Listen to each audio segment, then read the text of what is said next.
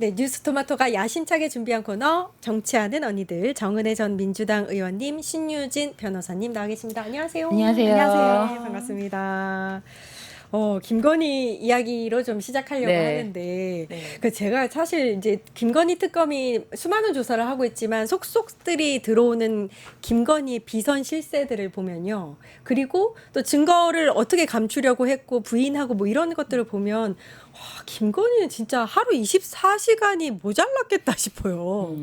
네, 주변에 진짜 인물도 많았고 하는 그 비리와 청탁도 너무 많았고 그쵸? 그거를 어떻게 다 했대요? 아주 부지런해요. 숨 쉬듯이 하기 때문에 네네 숨 쉬듯이 그리고 뭐 하루 네? 이틀 한 게 아니잖아요. 네. 쭉 하던 거잖아요. 네. 하루 사람이 밤 새끼 먹듯이 해왔던 밥 먹듯이 해왔던 일이기 때문에 네. 네네 뭐 큰일이 아니었다. 네. 아 근데 저는 좀 슬픈 생각을 했던 게 뭐냐면 잘못된 조기 교육의 피해자가 아닌가 싶습니다. 잘못된 조기 네, 교육이요. 맞습니다. 우리가 과거에 그 전창조라는 그 범죄자도 있지 않습니까? 예. 보면 아버지도 사기꾼이었다는 얘기가 있습니다. 근데 저는 약간 여기서 좀 걱정되는 것이 이제 이게 어릴 때 보고 자라는 것들이 있는데 그 어머니의 그 교육 방식에 저는 좀 문제가 있지 않았나 그 생각도 좀 조심스럽게 해봅니다.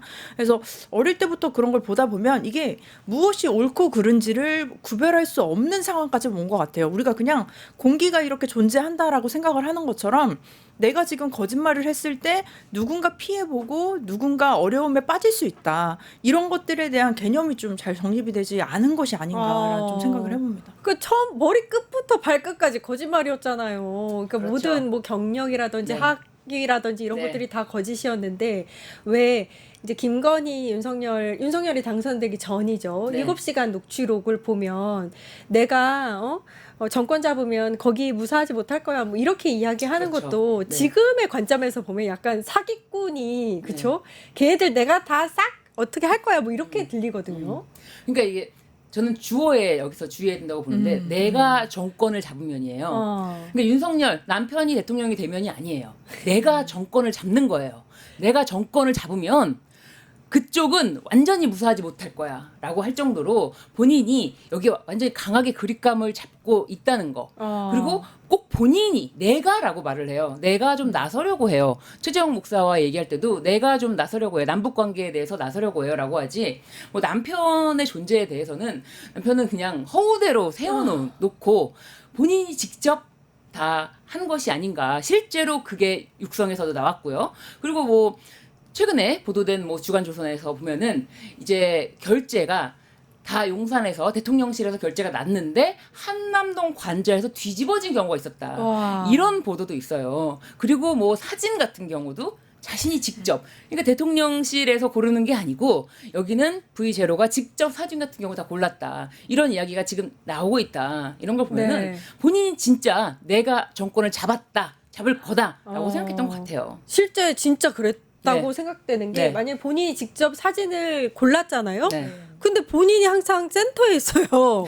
본인이 단독으로 나오고 윤석열은 어디 있어 하면 저 뒷모습 있고 네. 뭐 이랬거든요. 네, 그래서 본인이 대통령이라고 진짜 네. 생각했나 봐요. 지금 그 이재명 대통령님과는 굉장히 상반되죠. 네. 우리가 지금 이재명 대통령님 대통령실의 사진을 보면 거의 사실 뭐 이재명 대통령을 찾아랍니다. 거의 뭐 밀리를 찾아라처럼 대통령님의 얼굴이 보이지 않고요. 뭐 이렇게 국밥을 이렇게 드신다든지 뭐 이렇게 밥그릇이 나온다든지 아니면 정말 급식 배식해주는 어머님들 위주로 포커스가 맞춰져 있는 그런 사진들인데 본인이 그렇게 본인 스스로를 센터에 놓고 거기 보면 대통령실 그 글씨를 항상 그 아래에 넣게 되어 네. 있더라고요.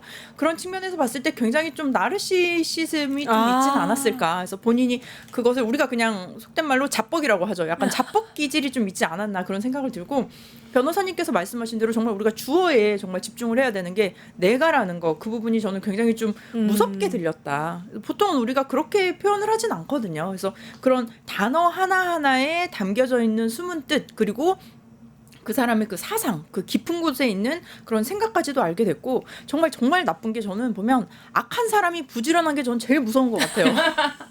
왜 이렇게 정말, 부지런해? 네, 사실은 조금 게으르게 살아도 되거든요. 게으르셔도 됐었는데 왜 그렇게 악한 일을 너무나 부지런하게 제가 사실 이게 좀 딸 얘기인데 아이가 초등학교 1학년이에요. 근데 너무 제가 항상 그 얘기해요. 너 정말 열심히 어지른다.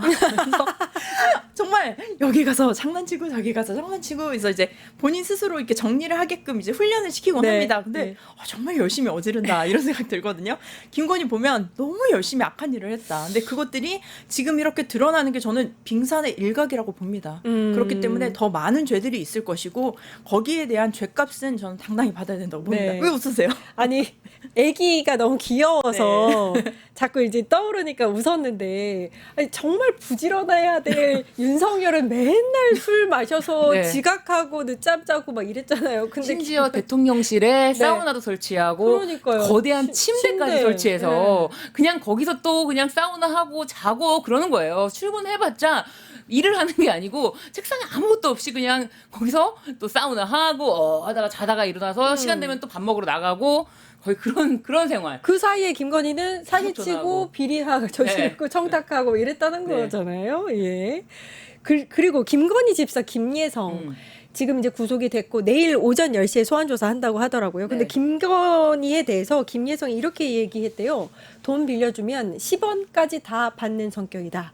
이렇게 얘기했다고 하는데 약간 김예성이 김건희에 대한 적대감이라든지 그 일가에 대한 뭔가 억울함 이런 거를 자꾸 토로하는 듯한 느낌이 드네요. 저는 이 KBS와 인터뷰 이거를 좀 상세하게 봤거든요. 예. 그런데 이 인터뷰가 이제 공개된 날 자체는 김건희가 구속영장 실질심사 받은 8월 12일 같은 날이었거든요. 근데 인터뷰는 아마도 전날 했겠죠. 그 당일에 들어왔으니까. 예. 근데 8월 12일에 인터뷰가 공개된 이 내용을 보면은 사실은 여기서 적대감 이런 것보다도 김건희는 몰랐다. 김건희는 자기의 일과 아무 관계가 없다. 그리고 김건희랑은 전혀 관계없는 자기 사업이다. 라고 하면서 김건희를 굉장히 두둔하는 이 사업과의 연결을 띄워놓는 그런 행보를 저는 보인다라고 봤고 굉장히 신기한 게 뭐 인기도 없는 정권에 누가 줄 서라고 하냐라는 그 말 앞단에 화무 11홍이라는 말이 있다. 이거 불문율 같은 말이다라고 말을 하거든요. 예. 그러면서 뭐 다 권력은 다 금방인데 너가 여기 줄 서려고 하냐라고 하는데 그 화무 11홍이라는 단어를 김건희가 구속영장 실질심사에 나가서 본인도 그 단어를 썼거든요. 그러니까요. 저는 이 김예성이 하는 말이 김건희로부터 일정 부분 컨펌을 받고 김건희가 이 부분 나랑 관련 없다고 확실하게 해라고 하는 부분마다 김예성이 김건희는 관계없다. 김건희가 얼마나 철저한 여잔데 10원 한 장 다 받는 여자다. 그 여자 때문에 무슨 뭐 내가 이득을 보고 그러겠냐라고 하면서 뭐 자기가 마치 뭐 남의 집 뒤치다거리나 하는 집사로 살고 싶지 않아. 이런 말을 했는데요. 이거 너무 웃기다고 생각합니다. 아니 누가 세상에 범죄를 저지르면서 349억의 잔고증명서를 위조해 줍니까? 네. 그거는요. 집사보다도 못한 사람인 거예요. 하수인 정도죠. 하수인. 네. 그런데 이제 그냥 특검에서 집사라고 올려준 거예요. 당신은 집사도 아니고 하수인 정도 수준이다. 범죄를 저지르고도요. 뭐라고 했냐면 그 법정에서 김건희는 모른다. 김건희는 모른다고 했어요. 계속 감싸고 있는 듯한 그럼요. 느낌이 든다. 김건희와는 관계없다. 왜냐하면 이게 최윤순, 김예성으로만 끝나야지 김건희까지 이 신한저축은행 그 당시에 잔고증명 위조를 한 걸로 가면은 이게 걷잡을 수 없으니까 김건희를 끊어내기 위해서 거기 법정에서도 자기는 돈 한 푼 이득 받은 거 없다. 이 사람의 입장은 자기는 아니 349억 원짜리 잔고증명서를 위조해주면서 형사처벌을 받았습니다. 이 사람도. 형사처벌을 받았지만 그 대가로 아무것도 받은 게 없고 이 사실은 김건희는 모른다. 이게 말이 됩니까? 저는 그때도 이자의 말은 말이 안 된다고 봤어요. 예.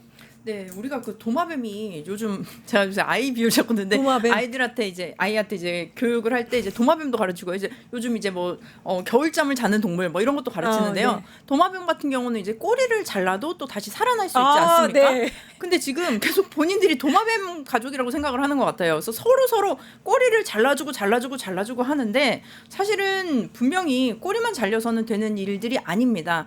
그리고 특히 제가 사실 이러다가 정말 보수 유튜브도 요즘 제가 힐끔힐끔 좀 봤는데요.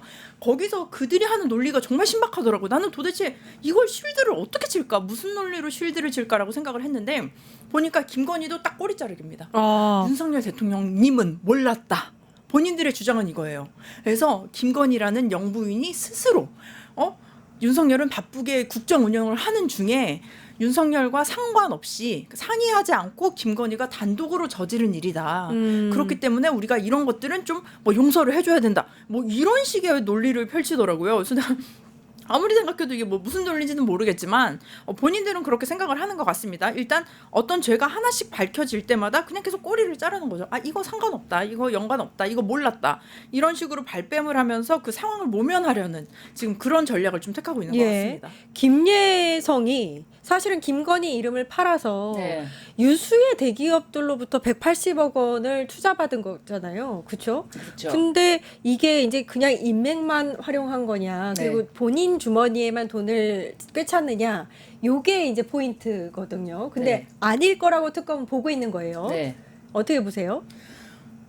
김건희와 김예성, 최은순, 이 뭐 IMS 모빌리티, 비마이카, 도이치모터스 다 연결돼 있잖아요. 연결돼 있죠. 도이치모터스로부터 이거 자금을 받아서 차량 지원을 받았죠. 도이치모터스는 뭡니까? 김건희, 최은순의 어떤 주가 조작의 그 본산이고, 그리고 또 최은순의 범죄를 조력했고 그 범죄를 했던 신한저축은행은 범죄 피해자입니다. 범죄 피해자로부터 이 IMS 비마이카의 뭐 이 자금을요 몇십억, 지금 뭐 마지막으로 상환된 것만 거의 78억 80억 정도의 그 자금을 이제 마지막으로 갚으면서 인연을 끊었다라고 하는데, 80억 아니 본인의 회사의 이름으로 잔고 증명서를 위조한 범인이 세운 회사에 어떻게 돈을 70억 80억을 대출을 해줍니까? 예. 말이 안 되지 않습니까? 네. 그렇다면 김예성을 보고 한 건 아니지 않습니까? 이 범죄인을 보고 한 건 아니고, 그렇다면 김건희, 그리고 김건희 뒤에 있는 윤석열 있겠죠. 왜냐하면 김건희가 도이치모터스 잔고증명서 위조할 때 당시에 사건을 덮게 된 것이 다 어떻게 보면 윤석열이라는 자가 있기 때문에 덮여진 거 아니겠습니까? 그게 이제 경찰에서는 조사를 제대로 하려고 했는데 검찰 단계에서 조사가 안 된 거 아닙니까? 그거를 가지고 나중에 뉴스타파 통해서 밝혀진 거고, 그렇다면 이거는 다 윤석열이 함께 이 범죄에 모두 다 연루가 되어 있다라고 저는 보여지고요. 그런 것을 내 남편의 힘이 이 정도야라는 것을 과시하면 할수록 대기업 같은 데서도 저쪽으로 줄을 서면은 우리 뭐 현안 같은 게 있을 때 잘 해결되는 것 같다. 문제가 해결되는 쪽은 저쪽이다.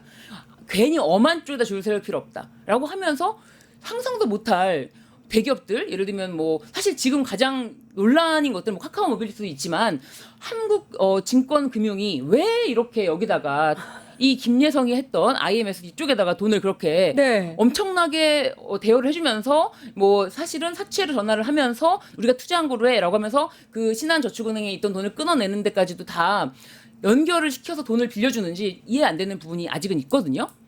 이런 거 연관성을 좀 밝혀내야 될 부분이 있는 거죠. KB금융도 조금 이상한 네, 것 같긴 해요. 그렇죠. KB금융의 자회사인 KB캐피탈이 30억 원인가를 빌려줬는데 나중에 그 KB캐피탈 대표가 도이치모터스 대표로 또 가더라고요. 네. 좀 이상해요. 이게 그리고 다 또 연결고리가 연결이 있어요. 많이 있죠. 정말 IMS 모빌리티가 이제 이 김예성 씨의 말에 의하면은 자기네가 2020년도 7월에 예비 유니콘에 선정된 회사다. 자기네는 건실한 회사라서 이런 투자를 받았지. 왜 뭐 윤석열 이런 얘기 하냐라고 하는데, 이 예비 유니콘에 선정될 당시부터 이미 이렇게 많은 현안이 있는 회사들이 투자를 했고, 이 투자를 받았던 것으로 인해서 전도 유명하니까 투자를 받았겠지, 이런 게 예비 유니콘 선정의 기준입니다. 이미 투자를 많이 받았어. 투자를 많이 받은 회사야. 이 회사는 그러면 앞으로 유명한 회사야. 이렇게 된 거지. 이거를 다 들여다보면요, 아니 신한저축은행으로부터 투자를 받은 게 이게 말이 됩니까? 네. 이거는 말이 되지 않는 이런 어떤 사상 누각이고, 이런 것을 통해서 자금을 다 해먹은 게 아닐까. 이건 이렇게밖에 의심될 수밖에 없는 상황입니다. 그러니까 예비 유니콘 선정은 기업의 그 미래를 보고 한 게 아니라 대기업으로부터 김건희 이름 팔아서 투자받은 걸 보고 선정된 거다. 이렇게 그러니까, 말씀하시는 거죠? 예비 유니콘 여기에 선정되려는 기준이 있는데, 이미 어떤 새로운 분야를 해야 되고, 또 한 가지가 기준 중에 하나가 투자를 많이 유치한 회사. 근데 이 회사는 투자를 누구보다도 많이 유치했죠. 그렇죠. 네, 그렇기 때문에 선정되기가 쉬웠던 거지. 그래서 또 특별 보증을 받고 또 투자를 받는 거예요. 그러면서 악순환이 더 되는 건데, 그러니까 이게 선정됐다고 해서 이게 건실한 회사라는 건 전혀 맞지 않는다. 네. 아니 이 김예성이 이렇게 주장을 했어요. 100명이 넘는 그 청년들이 IMS 모빌리티에서 그 인재들이 일하고 있다. 뭐 이러면서 약간 이제 피해자 코스프레를 또 했는데, 근데 그게 아니라는 거잖아요. 자본 잠식 상태에서 대기업으로부터 180억 투자 받는다? 누가 얘기해도 네. 말이 안 되거든요. 그렇죠. 그리고 이 투자 자체가 정말로 무슨 뭐 미래의 그런 비전을 보고 투자가 된 게 아니고 실질적으로 정말 저는 이런 표현 써도 되나요? 삥 뜯었다고 밖에 삥 보여주지 뜯은 거예요. 않습니다. 맞아요. 네, 그렇습니다. 정확하죠. 지금 그 서씨 사업가 서씨도 얼마 전에 뭐 인터뷰하는 영상을 들었는데 제가 그 당장 김건희가 당선이 되고 나서 그 대통령실에 들어가지 않았던 이유가, 그리고 뭐 청와대를 가지 않았던 이유도 물론 주술적인 면도 있지만 사실은 그 아파트에서 그 본인 오피스에서 계속 그 뇌물을 받았다는 거 아닙니까? 네. 그러니까 뭐 사람들이 줄을 섰다 뭐 이런 얘기까지도 있었는데 저는 그 몇 달간의 그 행적을 저는 다 추적해야 된다고 봅니다. 그 건물에 CCTV도 있을 것 같고요. 그때 보니까 사실 서희건설 회장도 본인이 직접 줬다고 하지 않았습니까? 그렇다면 그 자리를 왔다 갔다 했던 사람들이 있는데 저는 그 안에서도 혹시 그 또 투자한 사람들 중에도 또 있는 게 아닌지 뭐 그런 것들도 좀 철저하게 살펴봐야 될 것 같고요. 지금 보니까 뭐 드러난 지금 뭐 목걸이 시계들도 있지만 저는 충분히 더 많이 있을 거라고 보여집니다. 과거 그 국민의힘에서 주장했던 게 뭡니까? 그 샤넬이 그 디올이 파우치가 아니고 뭐 그냥 조그만한 파우치라고 조그만한 했죠. 파우치? 예. 사실 정말 일반 사람들은 그렇게 조그만한 파우치 뭐 300만 원 주고 사진 않거든요. 네. 근데 본인들이 생각하기에 그 300만 원짜리 그 백이 파우치였다면 정말 그 수천만 원짜리 하는 시계랑 그런 뭐 목걸이 이런 것들은 정말 뭐 어떻게 보면 아무것도 아닌 거였는지 이런 것들도 저는 충분히 더 조사해 볼 수 있을 것 같습니다. 다 추적해야죠. 그때 그거 있었어요. 몰래 카메라긴 했는데 네. 그런 몰래 카메라를 들고 가서 잠입 취재를 한 건데 네. 사람들이 막 이렇게 줄 서서 있는 게 진짜 그렇죠. 있었거든요. 명품 가방들 막 신라 이렇게. 면세점 가방이 있었죠. 예, 네. 예. 아, 신라 면세점 네, 맞아. 네. 쇼핑백이었었어요. 그러니까 지금 드러난 건 빙산의 일각일 수도 있어요. 그럼요. 그렇게 예. 저도 그렇게 생각합니다. 네. 그래서 뭐 정말 너무나 뻔뻔하게 자신이 뇌물성으로 받은 그 목걸이 나토 갈 때 다 브로치, 귀걸이 다 착용하지 않았습니까? 그 정도로 다 드러내도 내가 이거 서희건설로부터 받았지만 이거 다 드러낼 정도로 자신감이 있다는 거예요. 와. 누가 나를 수사해? 누가 아니, 나를? 뇌물 받은 거를 네. 이제 순방이라든지 네. 해외 순방이라든지 정상회담에 어떻게 차고 갈 생각을 했을지. 심지어 그래놓고 그걸 가지고 문제 삼자. 모조품인데? 그렇게 또 바꿔치기 했죠. 정말 그 뻔뻔함이 아니, 첫 번째 빌렸다부터 해가지고 안 통하니까 모조품이라고 하는데 그 뻔뻔함이란 정말 사람으로서 할 수 없는 짓이다. 서모 씨 예. 주장에 따르면 그 받은 바쉐론 시계 있잖아요. 네, 바쉐론 콘스탄틴. 그거 김건희가 직접 고른 거래요. 네, 그래서 저도 사실 제가 진짜 이러다 명품 공부까지 했습니다. 그래서 시계에 요즘 이렇게 그 하이라키가 있더라고요. 그래서 시계 수준이 우리는 사실 시계하면 뭐 롤렉스 시계가 좋은 거 아닌가 뭐 이 정도로만 생각을 했었는데 저도 듣도 못한 시계 브랜드가 많았었고요. 무슨 파텍 필립인가요? 뭐 원래 그게 네, 제일 네. 좋은 건데 사실 그거는 사기 좀 어려웠었던 것 같고요. 그래서 이제 그 서모 씨가 착용했던 시계를 보고 이제 구매를 하려고 했었고 뭐 근데 그분 말도 그 사람 말도 전 다 믿을 수는 없을 것 같습니다. 근데 이제 그 사람의 주장은 뭐냐면 뭐 처음에 500만 원을 주고 나중에 남은 돈은 뭐 어머니가 뭐 감옥에 나와서 이렇게 갚을 테니 일단 좀 사달라 하면서 좀 무슨 뭐 영부인 DC까지 받으면서 이제 또 그렇게 구매를 하게 됐는데 이런 시계들도 보면은 저도 조금 이게 너무 이해가 안 돼요. 지금 당장은 지금 실물이 지금 이렇게 찾은 건 아닌 것 같아요. 근데 네. 이제 뭐 상자, 보증서 이런 것들은 있다고 하니 또 김건희가 하나 또 약간 좀 멍청하게 잘못했던 게 뭐냐면 저는 사실 이런 명품을 구입 안 해봐서 모르겠습니다. 하지만 제가 알기로는 이런 수천만 원대의 명품하는 제품들은 다 아마 시리얼 넘버 뭐 네. 이런 것들이 다 있을 것 같고요. 아마 추적할 수 있는 그런 경로가 다 있는 걸로 알고 있습니다. 구매자도 다 기록이 그렇죠. 된다고 하더라고요. 그렇기 때문에 이게 뭐 현금으로 했든 카드로 했든 뭐 상품권으로 했던 간에 이것들은 저는 충분히 그 추적하고 우리가 어디에 있는지 지금 찾아낼 수 있지 않을까 싶습니다. 네, 김건희의 수많은 비선 실세들의 이야기를 하고 있는데 이종호 전 블랙펄 인베스트 대표, 그러니까 도이치모터스 주가 조작이라든지 뭐 이런 주가 조작에 함께했던 동업했던 인물로 저는 알고 있는데 특검 조사에서 김건희하고 대질 신문을 해달라 이렇게 네. 주장을 했다고 하는데 이거는 어떤 시그널인 거예요? 이종호 이자는 굉장히 간악한 자입니다. 어. 이자는 정말 자신의 살 길이라면은 어떤 구멍이라도 찾아 들어갈 수 있는 사람이고 심지어 이 사람은 자기가 수사를 받다가도 1차 주포에게 야 내가 김건희 윤석열에게 얘기 잘해줘가지고 잘 빼줄게. 그래서 8천만 원을 받은 혐의로 변호사법 위반으로 구속된 거 아닙니까? 근데 이 자가요.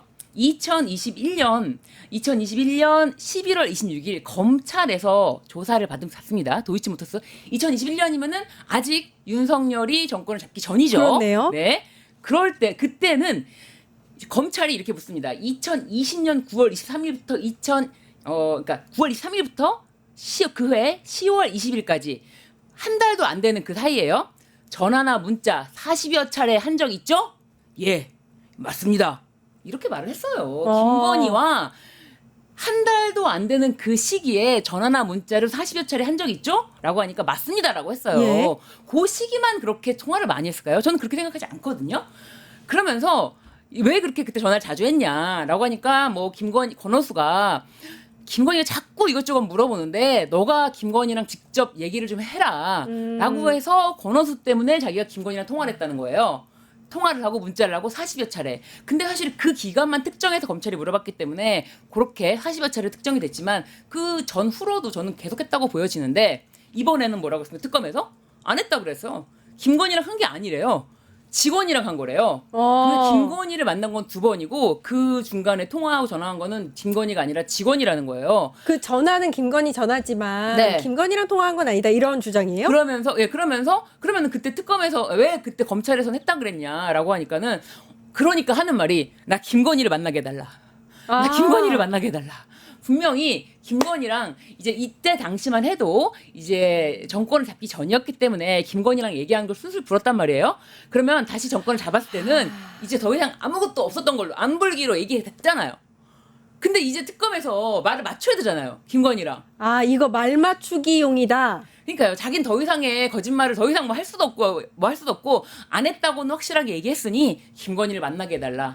그 대질신문 절대 하면 안 되겠네요. 뭐 대질신문을 한다고 해도 사실상 이 진술이 있잖아요. 예, 종전 이미, 진술이 있잖아요. 네. 김건희랑 통화했다라고 문자 했다. 근데 지금 와서 너무 웃기는 거 아닙니까? 그러니까 이 자가 2021년도 김건희 정권 전에는 김건희가 자꾸 전화해가지고 알려달라 그래가지고 알려줬다라고 검찰에 가서 술술 불다가 다시 또 이제 김건희가 정권 쫙 잡으니까 나 또 이제 임성근이 사단장 한번 시켜줘.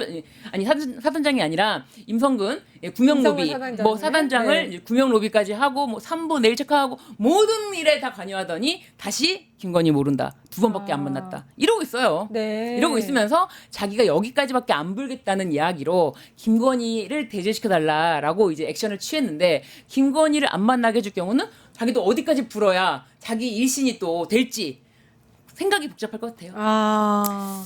저는 그런 측면에서 저는 서희건설 지금 회장이 좀 어쨌든 뭐 그의 죄는 무겁지만 좀 선택이 손절이 빨랐다. 그래서 자수서. 예, 저는 사실 자수서란 말도 처음 들어봤어요. 네. 자수서가 뭐 저 자술서인 줄 알았는데 네, 그래서 저는- 자수하는 네. 의견서인가 봐요. 예. 보통 사람들은 뭐 평생 한 번도 써볼 일이 없을 것 같은 그런 자수서를 썼는데 그 회장이 손절을 했던 이유가 보통 상위 3명이 다 법조인 출신이라고 하지 않습니까? 이제 더 이상 빠져나갈 구멍이 없다. 우리가 뭐 얘기하고 그리고 저는 그래요. 이게 지금 보면 거의 뭐 목걸이 뭐 펜던트 브로치 그 3종 세트 있지 않습니까? 네. 근데 3종 세트 해봤자 뭐 한 1억 정도예요. 근데 네. 1억에 그 비서실장 자리만 받았을까? 저는 아니죠. 네, 그래서 뭐 있을 저는 것 같아. 충분히 더 다른 뇌물이 더 있을 것으로 보여지고 그리고 그 단순히 그 뭐 취업 청탁 사실은 그렇습니다. 그 사위가 뭐 취직할 데가 없었을까요? 어디든 취업하면 제가 봤을 땐 비서실장보다 더 월급 높은데 받을 수 있을 것 같거든요. 급여는 더 많이 받을 수 있는데 근데 왜 하필 거기를 가려고 했을까? 그럼 그 안에서 무엇을 하려고 했을까? 그가 비서실장으로 총리 비서실장으로 했던 업무 중에 서희건설과 관련된 그런 업무나 뭐 법안이라든지 이런 것들이 분명히 있었을 거로 보여지고요. 그 부분도 저는 철저히 조사를 좀 해야 된다고 봅니다. 그렇게 되면 죄목이 더 커질까요, 혹시?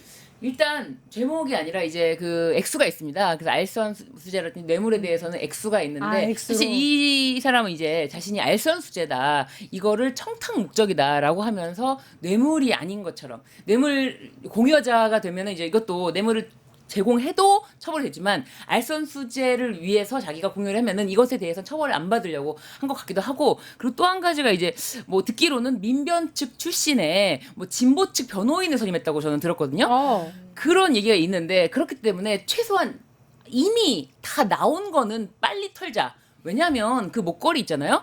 그 당시에 2022년도 당시에 구매자 몇 명 안 되거든요. 그리고 그거는 2022년도 나토 6월 달에 순방 갔잖아요. 순방 가기 직전에 선물한 것이다. 딱 나오잖아요. 당선될 무렵부터 6월까지 구매자 딱 나오잖아요. 그러면은 서희건설 이거 특정이 될 수밖에 없거든요. 그 목걸이뿐만인가? 이 브로치 다 특정이 이미 제가 봤을 때는 특정이 된 상태에서 이거를 숨기는 건 의미가 없다라고 해서 이거를 자수서로 낸 것 같아요. 그렇기 때문에 자신이 드러난 것은 이미 빨리 인정하는 게 낫잖아요. 이미 드러났는데 인정 안 하잖아요. 네. 구속됩니다. 네, 드러난 사실을 부인하면 구속됩니다. 일단 그러니까 서희건설 회장이 굉장히 빠르게 잘 움직인 그렇죠. 거다라고 평을 해주시네요. 네. 두 분 다.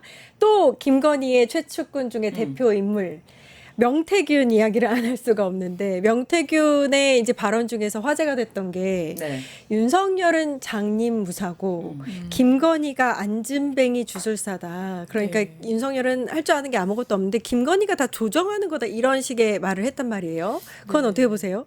이게 제가 뭐 명태균 씨를 뭐 개인적으로는 알진 못하지만 사실은 본인 나름대로 약간 야매 정치인 약간 이런 느낌이 좀 있어요. 뭐 이런 표현을 써도 되는지 모르겠지만 그래서 약간 불법으로 어떻게 보면 비공인된 비허가된 라이센스를 가지고 뭔가 본인이 이렇게 정치인 행세를 하려는 것 같은데 사실은 굉장히 그 이런 시선을 보는 것이 좀 저는 어떨 때는 좀 공감하는 부분도 있습니다. 그렇기 때문에 우리가 당시에도 그 언론에서도 벌거숭이 임금님이라고 많이 얘기했잖아요. 그래서 제가 자꾸 애기 얘기를 하게 되는데 아이를 가르치다 보니까 요새 이제 동화도 많이 읽어주게 되거든요. 근데 그 동화를 읽어주면서 그 안에 들어있는 숨은 뜻도 우리가 이렇게 알려주게 되는데 그 사실 동화가 그 몇천 년 전, 몇백 년 전부터 나온 게 그냥 나온 게 아닙니다. 사실 굉장히 역사적으로 기반이 있는 내용이고 그렇다 보면 벌거숭이 임금님 그리고 장님무사와 안진뱅이 주술사 이런 표현들도 굉장히 그 안에 정말 실세가 누구였느냐 그리고 그것을 관리하고 조정했던 사람이 누구였느냐라는 것을 명확하게 알게 됐고 그리고 그 대통령의 자리에 있던 그 사람이 얼마나 눈이 멀었는지 그리고 그 사람을 조종했던 사람은 자신의 사익을 얼마나 추구했는지 이런 것들을 좀 알 수 있는데요. 요즘 사실 그때 김건희가 사과할 때부터 우리가 뭐 그 I believe 그 노래 계속 많이 나왔잖아요. 근데 저는 좀 윤석열 씨가 지금이라도 정신 차렸으면 좋겠습니다. 그 콩깍지가 좀 벗겨져야 돼요. 그래서 이게 저는 이건 대한민국으로서도 옳지 않고요. 윤석열 개인에게서도 옳지 않습니다. 그래서 저는 그래요. 이게 아까 김건희 가족 얘기를 제가 살짝 드렸는데요. 그렇습니다. 우리가 가족 중에 한 명이 잘못된 범죄를 저질렀을 때는 부모든 자식이든 정말 올바른 가족이라면 그 가족에게 그 잘못된 점을 얘기를 해줍니다. 그래서 심지어 어떤 분은 자기 자식을 신고하는 분들도 있지 않습니까? 우리 자식 잡아가세요. 너무 아픈 마음이지만 우리 자식이 잘 됐으면 좋겠습니다. 그런 부모도 있는데 사실은 이게 가족이라고 계속 덮어주고 오히려 김건희 같은 경우는 가족이 다 도와서 막 위증을 막 만들고 이러고 있지 않습니까? 저는 굉장히 이건 잘못된 사랑이라고 보여지고요. 이것은 결국에는 온 가족이 다 망하는 길입니다. 그래서 지금이라도 자신들이 지은 죄들이 있으면 하나하나 얘기를 하고 살 길을 찾는 게 좀 맞지 않을까 싶습니다. 이 명태균이 이 발언, 그러니까 장님무사, 안진뱅이 주술사 이 얘기를 한 게 저희 뉴스토마토 단독 보도 통해서 작년 9월쯤에 아마 얘기가 나온 건데 지금 왜 제가 이 얘기를 또 꺼내냐면 김건희 주변 사람들이 김건희 잘한다 하면서 너가 대통령이고 너가 잘 안다 윤석열 잘 아무것도 모른다 옆에서 그렇게 한 면이 없지 않아 있거든요. 그런데 윤석열은 아무것도 모르고 김건희를 감싸다가 지금 이렇게 나락으로 간 거 아니냐. 결과적으로 봤을 때는 저는 그렇게 생각하거든요. 비상계엄도 저는 윤석열은 아무것도 모르지 않다라고 생각하진 않고 김건희가 저지른 불법들에 대해서 별거 아니다라고 생각했을 것 같아요. 별거 아니다. 예, 왜냐면 검찰들은요. 자신들이 저지르는 범죄들 있잖아요. 어떻게 저런 짓을 저지를 수가 있지? 검찰이 아니 맨날 범죄다 처벌하면서 저런 짓을 저지르지? 라고 생각하지만 검찰들은 오히려 뭐 범죄를 세상에 범죄는 너무나 많은데 내가 저지른 이런 거는 다 오히려 좋은 뜻을 갖고 하다 보면 이런 거는 할 수 있어. 이 정도는 괜찮아. 라고 생각하는 자기 합리화를 엄청 합니다. 그래서 김건희가 뭐 예를 들면 학력 위조라든지 그런 거 한다고 한들 뭐 다른 사람은 안 그래? 라고 하면서 그 별거 아닌 거 가지고 뭐라고 하지 마라. 그런 식으로. 저는 그런 식으로 생각했을 것 같아요. 정말 무슨 학력 위조 왜 했어? 모르겠는데 이게 아니라. 그리고 예를 들면 주가 조작? 주가 조작 그거 좀 할 수 있지. 그거 가지고 뭘 이렇게 문제 삼다 그래. 이런 식으로 그거를 뭐 세세하게 들여다보면서 내 와이프가 얼만큼 주가 조작을 했는지보다도 그거 조금 한 게 큰 문제 안 된다. 저는 윤석열의 마인드는 그렇게 생각해요. 왜냐하면 윤석열은 실제로도 불법을 많이 지시했잖아요. 윤석열은 실제로 한동훈에 대해서 수사하려고 할 때 막 불같이 화를 내면서 한동훈을 감쌌어요. 한동훈 잘못이 없다고 생각해서 감쌌을까요? 그런 거 한동훈이 뭔가 잘못했다 한들 내 사람 건드리지 마라. 뭘 잘못했다고 한들 그거 캐내려고 하지 마라. 이 사람은 그런 사람이기 때문에 저는 이 사람 뭐 장립무사라고 한들 이게 장립무사라는 것이 그만큼 이제 정말 아무렇게나 막 쳐대는 그런 정도의 그런 모습이지 몰라서 바보라서가 아니에요. 자기는 그런 정도의 불법은 충분히 눈 감아줄 수 있는 자다. 그러면 더 못된 사람 아닌가요? 이 사람 원래 검사 출신이고 죄 지은 사람들을 이렇게 수사를 통해서 죄를 찾아서 처벌할 수 있도록 법원에 넘기는 역할을 했던 사람인데 그렇죠. 그럼 자신이라든지 아내라든지 주변 인물들에 대해서는 알면서도 죄를 덮어주려고 했다는 얘기잖아요. 네, 그래서 제가 그거를 막 네. 꼼꼼하게 알면서라기보다도 누가 그렇게 얘기한들 그러니까 이 사람은 그게 문제가 있다고 한들 내 주변이니까 괜찮아. 범죄가 있다고 한들 덮어주는 게 내 일이야. 이 사람 덮어주는 게 일인 거예요. 이 사람의 본연의 업무는요. 누군가 잡거나 정말 말도 안 되게 잡아버리거나 누군가를 확실하게 덮어주는 게 이 사람 일이에요. 그걸 권력으로 그 사람 생각해. 평생 그렇게 살았어요. 예. 저는 그렇게 평생 그렇게 살았기 때문에 김건희 덮어주는 게 자기 일인 거예요. 그래서 지금 자기 일을 충실하게 하고 있는 거고 저는 뭐 이 사람이 꼼꼼하게 한 게 아니고 한동훈에 대해서 그 한동수 감찰부장님이 그 한동훈 감찰 개시하려고 할 때 불같이 꼼꼼하게 보면서 했을까요? 아니요. 한동훈이 무슨 잘못을 했는데 그래? 알아보려고 했을까요? 아니요. 한동훈 자기가 자기 사람을 생각하고 있는데 그 사람에 대해서 수사 내지 감찰한다? 그것부터 자기 심경이 기분이 나쁜 거예요. 그냥 기분으로 자기는 가는 거예요. 자기 사람은 확실히 덮어주는 거. 한두 번은 아니었잖아요. 아주 나쁜 사람이에요. 네. 김건희가 내일 오전 10시에 재소환됩니다. 특검에. 네. 원래 그 전 소환에는 진술 거부권을 썼단 말이에요. 또 진술을 거부할 거라고 보이세요? 이번에는 얘기를 해야겠죠. 그래서 침묵이 더 이상 저는 통하지 않을 거라고 보여지고 어느 분이 방송에서 이런 얘기를 하시더라고요. 빨리 국선 변호사를 고용해라. 그래서 왜냐면 지금 뭐 도저히 이게 지금 답이 안 나오는 상황이고 그리고 아마도 그 서희건설 건도 그렇고 변호사분들에게도 말씀 안 하신 내용들이 또 많은 것 같아요. 그래서 얘기 안 한 내용도 많고 이러다 보면 계속 지금 변호사비만 나가게 되고 이러다 보니 국선 변호사님을 고용을 해서 그래서 이렇게 일을 좀 처리를 하는 게 조금 더 낫지 않을까. 그리고 그나마 정말 뭐 한 달이라도 그 형량을 좀 이렇게 낮출 수 있지 않을까. 뭐 이런 얘기들도 있는데 아니 지난번에 뭐 남편을 다시 만날 수 있을까 뭐 이런 얘기를 하는데 저는 지금 그게 지금 중요한 상황이 아닌데 그래서 그렇습니다. 저도 아까 지금 변호사님 얘기를 듣다 보니까 그런 생각을 할 수도 있구나. 이런 생각이 드는데 우리가 지금 제가 늘 말하는 게 있어요. 지금 작년부터 전 국민 로스쿨 생화 그리고 전 국민이 지금 심리학을 공부하고 있고요. 저는 이제 명품까지 공부를 했어요. 거의 굉장히 전 명품 리스트들 보면 이제 대충 좀 알 것 같아요. 이런 것들도. 그래서 우리가 이런 것까지 알아야 하나. 그래서 이거를 좀 빨리 끝내기 위해서는 수사를 해야 되고 지금 구속이 된 이상 더 이상 본인이 거짓말을 한다고 해서 이게 덮어질 수 있는 상황이 아니거든요. 그리고 더 사실은 지금 본인에게 그 김건희에게 그 뇌물을 줬던 분들 지금 빨리 다 자수해야 됩니다. 그래가지고 한 분 한 분 먼저 자수하고 자수서 이거 꼭들 작성하셔가지고 하는 게 변호사님 그렇게 하면 조금 형량이 좀 감명이 되나요? 그럼요. 왜냐면 일단 드러난 것에 대해서 부인하면 일단 구속감이에요. 그런데 제가 줬습니다. 여기 있습니다. 여기 날짜 있고요. 그렇게 하면은 일단 인정하고 있잖아요. 근데 예. 인정하고 있기 때문에 구속영장을 칠 사유가 없어지는 거죠. 네. 그래서 그 감옥에 갔다 오신 저 얼마 전에 이제 송영길 대표님도 이제 네. 기소에 계셨지만 저 사실 면회도 갔었거든요. 근데 정말 그곳에 있다는 게 굉장히 괴로운 일이고 그 단절되고 그 독방에 있고 정말 춥고 덥고 하는 그곳에 가고 싶지 않으신 분들은 정말 자수서를 작성하셔서 지금 하루라도 빨리 좀 고백을 하시는 게 맞지 않을까 싶습니다. 네. 김건희 관련한 피의자, 피고인들이 우리 방송을 볼지는 모르겠지만 자수서가 지금 답이다. 네. 이게 오늘의 결론인 네. 것 같습니다. 정치하는 언니들 여기까지 하고요. 네. 정은혜 전 민주당 의원님, 신유진 변호사님 고생해 주셨습니다. 감사합니다. 감사합니다. 예, 이어서 김창현의 창이 방송되고요. 저는 내일 오후 4시 50분에 다시 찾아뵙겠습니다. 함께해 주신 여러분 감사합니다.